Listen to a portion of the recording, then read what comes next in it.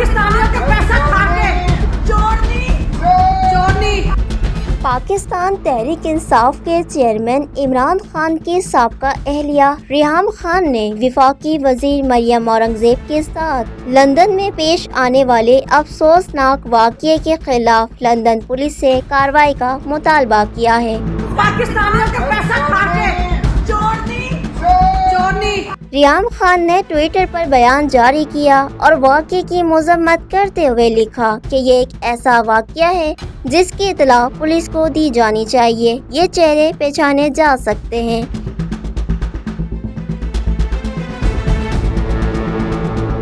یوں اس طرح سے سڑک پر کسی عورت کا پیچھا کرنا اور اسے کیفے میں ہراساں کرنا کسی طور بھی قابل قبول نہیں ہے۔ پاکستانیوں کا پیسہ کھا کے چورنی